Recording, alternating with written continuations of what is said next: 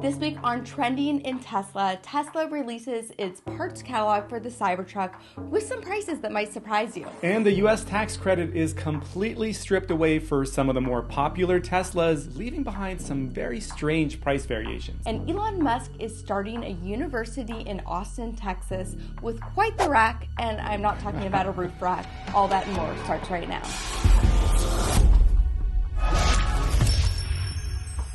All right, well, welcome back. This is probably our last podcast of the year for 2023, but I want to get right into it because there's so much news going on this week. And let's start out with the parts catalog that was released for the Cybertruck. That's pretty big news. Yeah, some interesting information coming right out of it. This is hot off the press, and I love the info we're getting here because things like the front fender, about $550 on the Cybertruck. Now, these are just the parts. This doesn't take into account the labor costs. Yeah. But I imagine the labor costs might be a little bit less because there's no paint There's on no the paint Cybertruck. involved. Yes, again, another unique setup with the Cybertruck. So I will say that massive glass windshield is about $1,900. Yeah. That one is pretty expensive, but it will probably take a specialized machine in order to replace that giant piece of glass.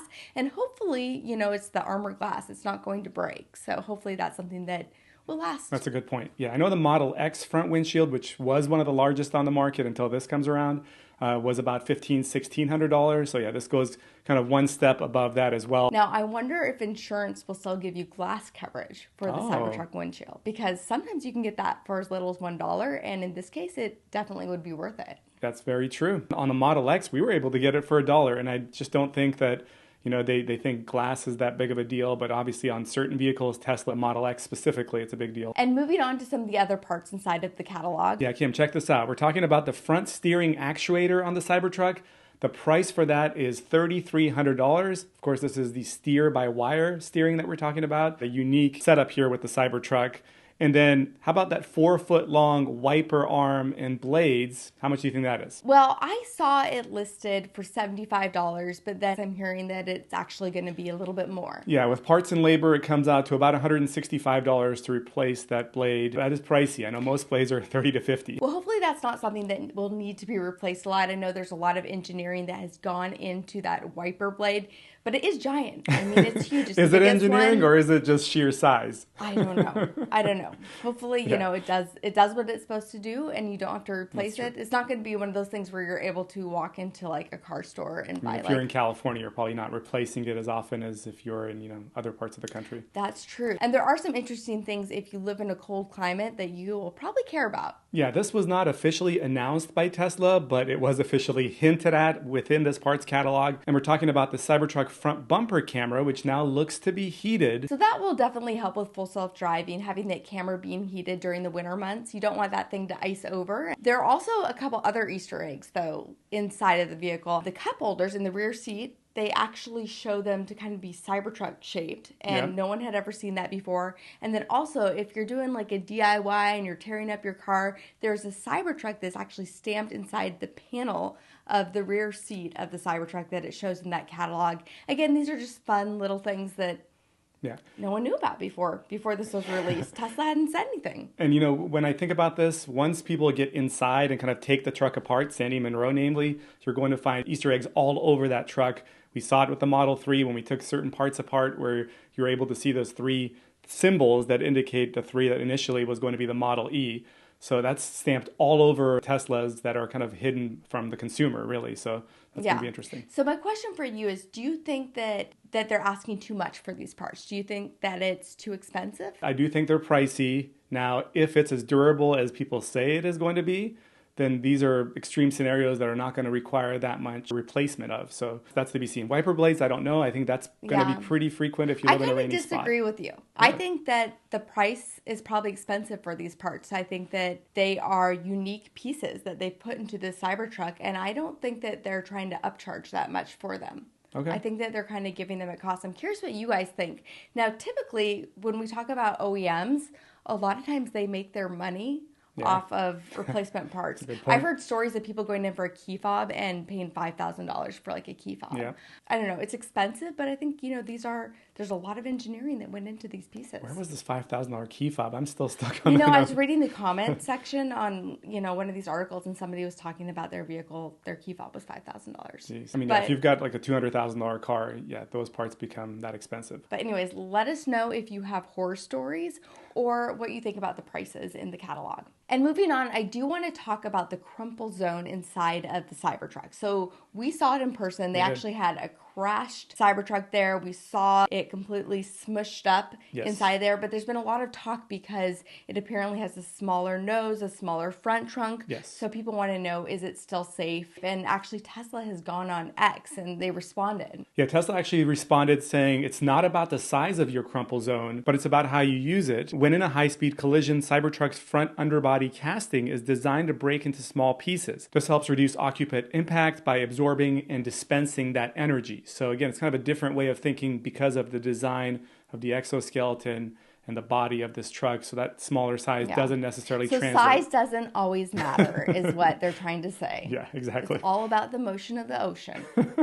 And with the Cybertruck, the reservation holders out there are definitely starting to place their orders, and we're starting to see some interesting findings. Yeah, footage from Joe Tegmeyer, the drone operator there, got pictures, got video. You can see the stickers that are kind of labeled for these trucks to go out for delivery. I believe someone counted them, 23 Cybertrucks. So we know they're around the corner, probably going to deliver all those at the end of this year if they can get them out there. That's really, really exciting. I'm curious if that's something, if they're there, are they ready to go? Is that something we're going to start seeing in the next week, in the next month? Yes. Also, I have an exclusive interview I did with Joe Tegmeyer talking about how he gets all this drone footage. So if you want to check it out, go check out our Patreon. It all goes back to supporting this channel. Plus, we have some interesting things out on there for you guys. Yeah, one-on-one Q&As with Kim and I, and other early release access to footage and podcasts as well. All right, so with the Cybertruck, we are seeing that there is now a $1,000 deposit for reservation holders that are serious about keeping their reservation. Yeah, this is different from your order fee. This $1,000 deposit goes towards the purchase of your truck. And if you do want this, they want to kind of make sure you're going to configure this and take this order as soon as possible. And then it goes in towards the purchase of the truck. And it's non-refundable. So if you change your mind, Tesla gets to keep that $1,000. But what I like about this is, obviously there was this massive list of reservations. It was only $100 refundable deposit. Yeah. Lots of people were like, well, I don't know. Let me just put it down.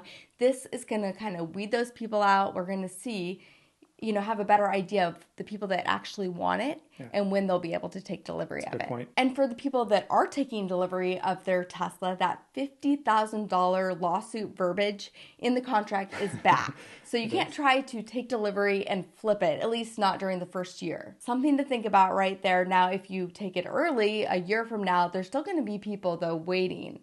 And I feel like there's always a way to get around these sort of contracts. I don't know if you can do a lease to own with cars, but there's different ways to get around it. I've said before my thoughts on that. I don't like it. I think that you should be able to do what you want to do with your vehicle. If you want to flip it, then flip it. But I think it's a personal decision. I'm just not a fan of it. So let us know what you guys think down in the comments below. All right, Kim, some big news here when it comes to Teslas getting maybe a lot more expensive here in a couple of weeks. Some news coming in from the IRA, removing some models of Tesla completely from the tax credit potential there. The $7,500 tax credit. Recall last week we mentioned it had dropped to $3,750 for the rear-wheel drive Model 3 and the long-range Model 3.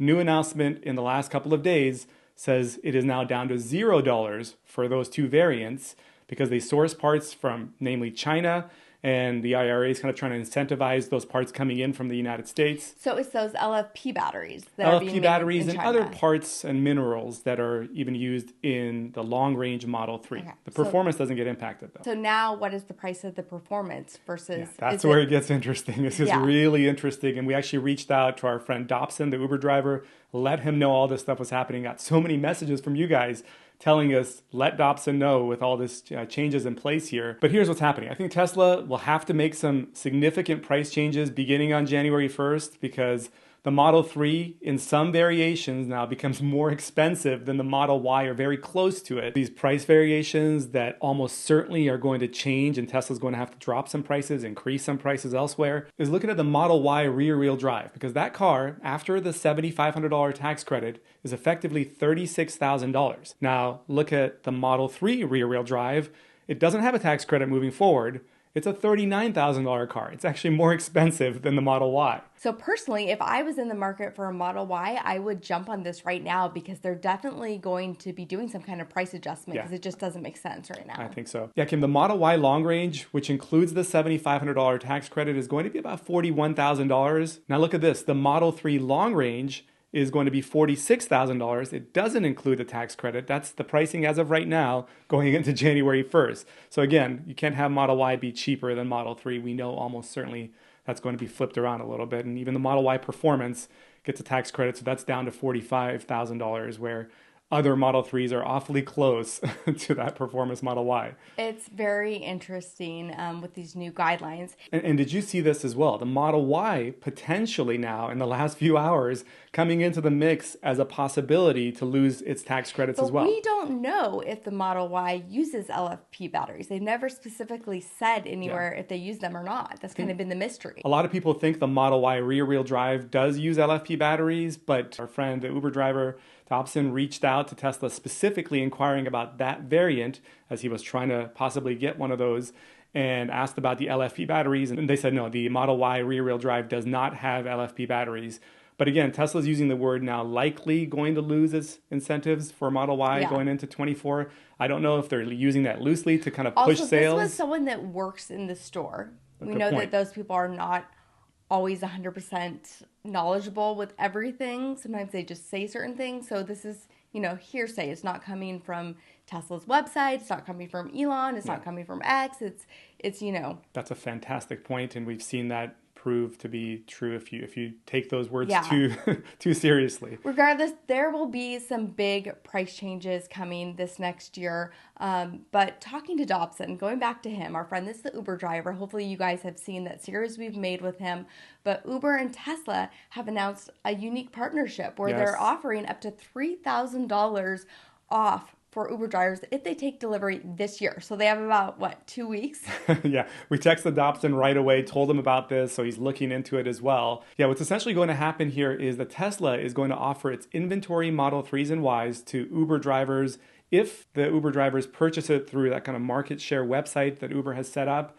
And if they get these vehicles, they can qualify for as much as $3,000 depending on the tier they're in. Yes, it depends on how many rides that you do. Yes. So if, it might be $1,000, but anywhere up to $3,000. Yeah. For Dobson, I think it's definitely going to be in that 3,000 category. Sure. You've got to complete 100 rides by February 15th for each of these categories. So yeah, Dobson will do that in a couple days. So if Dobson was to take delivery of a new Tesla in the next 2 weeks, he could potentially save $10,000 because he would get the $3,000 Uber credit, plus he would still get the tax credit. Yes. But going into next year, if he waits 2 more weeks, he could potentially lose all of that. Yeah, we'll see exactly how the prices change at that point. But to me, it's very clear that Tesla is right around the corner from bringing those refreshed Highland Model 3s to the U.S. They're kind of offloading everything they've got left. And the prices on those refresh are going to go hand in hand with what's happening with Model Y being as cheap as Model 3. Yeah. It's not going to stay that way. They need to get rid of inventory. So who out there is getting a new Tesla for Christmas? That's the question. And with the big bow on top of it. I've always wanted that. I've never got the bow. Yeah, I don't know if Tesla's done that for a minute. Stop. All right, so who out there remembers Elon joking about TiTs University? Can we say that? I don't know. Bleep. I think you can say anything on YouTube, right? That's true. Because we're not talking about these. We're talking. What are we talking about? So, years ago, it was October of 2021. One of those random Elon tweets at 1 a.m. He goes on Twitter and he says, "I'm thinking of starting a new university, Texas Institute of Technology and Science." Of course, the comments ate it up. And everyone thought he's joking. Acronym, at that time, he was doing a lot of the 42069 jokes. He went on with another tweet right after that saying it will have epic merch, universally admired, tuition is in Dogecoin, and you get a discount if you have a dog. So I thought he was joking. Yes. Like it was just like one of these random, like he's high or something jokes. But it seems like it's really happening now. Yes, so there's now tax filings for Elon Musk starting a university in Austin, Texas. And according to the tax filings that from Elon went directly to a charity that he has called the Foundation, this new institution got roughly $100 million from Elon Musk. It will start with a STEM-focused primary and secondary school, and then possibly transition into having universities available. Yeah, this is what confuses me is everyone's talking about a university, but it's starting really with the primary. Yes. With the primary, so like grade school basically is what that is. And I believe he has his own school where his kids go. Yeah, it keeps popping up on my like Instagram and TikTok feeds with like, oh, I went in for a class meeting and Elon Musk came in, blah, blah, blah. So apparently he's taking that and rolling with it and going now. To this university. So I'm kind of curious, honestly. Like, one of my kids would love to someday work for Tesla or SpaceX, and I could see him being super interested in a school like this. But is it worth, like, picking up your life and moving to a different city, or will they franchise it out? Yeah. I can see them becoming something that they franchise out. The fact that he's going through with it is just mind-blowing. And maybe I shouldn't be mind-blown because we've seen him say so many things and eventually end up going forward with it, regardless of what the opposition or even what people on his team are telling him not to do. But and watch him, get tons of admissions initially and then sell the merch at an insane rate. Honestly, as a parent, I think it's fantastic. I am kind of fed up with our school system here and the way things are run. So I would love to see something completely different where kids are actually learning and inspired. And, I think that he's a great person to do that and inspire. He's inspired us. I mean, we have this channel because of him. So imagine like young kids, having that. People don't just idolize. I want to say one more thing. And I know you're like over this, but I feel like nowadays, when I was growing up, we idolized movie stars. And nowadays, people don't really do that as much. People don't watch TV the same way. They don't watch movies the same way. But to be able to look up to these big CEOs of companies and people who have changed the world, like that's what I want my kids to aspire to be. Some would argue some of his antics are not aspiration worthy, but I mean, you've got to see both sides. I know, but look at a lot of these like Hollywood actors sure. athletes. Like no one's perfect, right? That's for sure. And we know Tesla always makes for good headlines. And right now the headlines are all about a major recall with Tesla Autopilot. 2 million vehicles. That's the headlines. And you know what? I was on the Weather Channel app this morning. One of the meteorologists popped up on screen and was reading the news segment for the day. And it was all about the autopilot. Of course, they talked about Model 3, showed a Model S, kind of shows you the little... The naysayers are having their moment right now. They are having their moment. But what's fascinating about this, and we've talked about it within the Tesla community and owners as well. But of course, a lot of Tesla owners will tell you that most of these recalls are almost always related to a software update. Look at the verbiage, though, from NHTSA here. They go on to say, in short, that in certain situations when auto steer is engaged and a driver misuses the features such that they fail to maintain responsibility or are unprepared to intervene or fail to recognize if the feature is canceled or not engaged, there may be an increased risk of collision. Now, of course, to you and I, we're like, yeah, duh, of course, that's going to happen if you're not paying attention. But there have been some situations. I actually read this and I thought about it for a second because we do have full self-driving.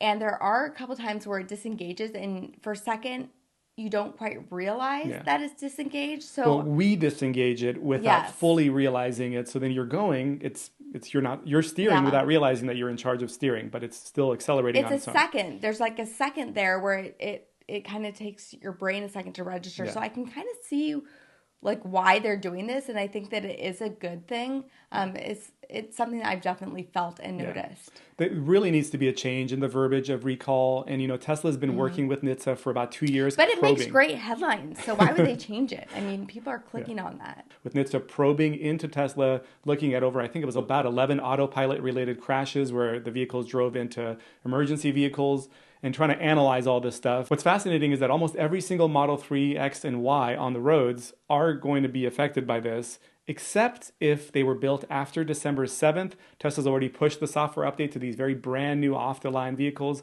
so they don't have to worry about it. But I wonder moving forward if with software-related recalls, if there can be something done where these are done internally. Tesla just announces, hey, your software is going to be updated to meet these changes that make your vehicle more safe, which we get all sorts of updates that make our vehicle more safe, but as soon as you put recall on it, millions of articles. It's the verbiage, but, I mean, it would be great. We need to come up with a new word for that. That's not recall, because it's not like you're having to go in anywhere and fix an actual part. It's completely different, just like an update with your phone or your computer. But it's great that you're able to improve it, because again, these are things that we've noticed. Yeah, Apple probably recalled hundreds of millions of phones this year with software updates they sent to their phones. But of course, But Apple, a phone is not going to potentially kill you. That's so true. I think maybe you can't quite compare a phone to a vehicle. And there have been some car crashes in the last year that have definitely made headlines. Some big court cases they've settled with Tesla, not being at fault for those. But I think that it does make you take a closer look at what's happening in autopilot and why these people are having these accidents. And it's just that system of checks and balances, which I'm great that we have, because it just causes these improvements. Yeah, I think what bothers us probably, and a lot of people that are in tune with what's happening within Tesla, is this usage of... You don't like the connotation associated with the word recall. Yeah, that's because it is completely off, hands-off sort of approach for the owner. Yeah. And I understand it makes the vehicles safer. It's essentially going to give you, more chimes, more notifications, and more direct messaging possibly on the screen in front of you to say you're not on autopilot or something like that. Well, just like with any clickbait, hopefully when people actually do click on it, they read the whole article or they watch the whole story and learn that, hey, this is not like a full recall. I'm curious what you guys think out there. How do you think this hurts Tesla, or do you think it helps Tesla? Let us know down in the comments below. And in terms of just full self-driving and safety, obviously having a robot do everything, not obviously, but having a robot do everything in the future could potentially be safer than having human drivers. Yeah. And Tesla's going all in with Optimus. They have a new video right now with Optimus 2.0 out there where they've really done a lot of work with the hands of Optimus. So the video actually shows Optimus pulling out an egg from a carton, grabbing the egg, and the fingers move like a human. It's sort of weird and creepy to watch. I feel like the upper body feels so realistic, but then the lower body, when he's walking around, he almost walks like he has to go poop.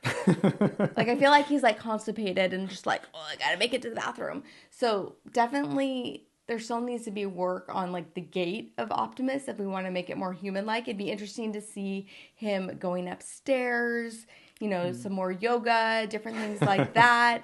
But it's a super cool video, so definitely check it out. How far away do you think we are from having like a working prototype that they will actually, I mean, we do have a working prototype, but something that they'll actually be able to sell? I think 10 years is kind of being on the safer side, but this is, it's going to change the world in a lot of ways if it happens. And Elon Musk has said this is going to be Tesla's biggest money-making potential right there. Not even full self-driving, which for a long time we thought FSD was because the masses think, the outside of the Tesla masses think that Tesla just makes cars, but then there's the software, then there's the autopilot self-driving, which we initially thought was the moneymaker, the robots. I think it'll be less than 10 years, because I'm just thinking of, what was it, like during Investor Day 2020, we had this person dressed up as a robot, and now just, 2 years, 3 years later, he's able to like pick up eggs and not crunch them, and like the hands move so well. Like Optimus could actually fold laundry right now. I want to see autopilot and full self-driving become better. That's I know a lot of people will. It's a different thing, but once that improves at the leaps and bounds that Elon Musk has been saying it will improve for all these years, then I'll buy into the robot doing what we think it's going to do. So that's kind of like a whole other thing. Do you think that Elon has too many many companies? He's trying to do too much, and you'd like him to focus in on one? But it's not like Elon is the one doing everything, right? He just oversees it. He just has to hire the right people. What do you guys think? Let us know down in the comments below. So that is it for the week. Obviously, there has been a lot of news. Definitely more out there that we could discuss. I feel like we could go on and on forever. But these were the stories that really, I think, sparked interest in us and hopefully in you as well. So definitely leave some comments. Let us know if there's anything else that we missed that you wanted to discuss more. Get it going in the comments down below. And I really want to take a minute and thank our Patreon members for making videos like this one possible. I'm going to go ahead and read their names. Special thanks to Sergey, Tony Beckwith, Ken Hoffel, Greg Miller, Bridget Wade Brooks, Greg Share Meta. And also a huge thanks to our top tier members. Those are Seiki Payne, Jesse Seastrand, Sirward7, Martin Sprooged, Scruffy J. Netterherder, Gary Burgess. And a special thanks to our newest members, Trip Taylor Sherry, Eric Wilden, Bill Lowe, Ray Monigold, Mike Malice, Arthur Wegener. You got all the easy names this week, Kim. I did. So definitely go check out our Patreon, and if you want to see us struggle, you can come up with a funny name on there, and we will probably read it out loud, so you can be creative. I'll make sure those are the names that he reads, though. All right, well, thank you guys so much for watching this video, and we will catch you next year. Thanks. Can we, just finish it up and then send the text? I'm not Tesla Fix, which is this guy that wants you to get in his podcast in January. And also Firezod are saying that when they use this robot footage, they're getting flagged by Univision, the Spanish channel, as copyrighted, and it's blocking their video. So Tesla Fix messaged us and said, just be careful using that footage. And when you talked about it, I didn't think we're going to talk about that. I'm just asking, you don't really have to say you guys should go check it out. Okay, because if I show any clips of it, it might cause issues. Yeah, that's fine. Don't then. Okay.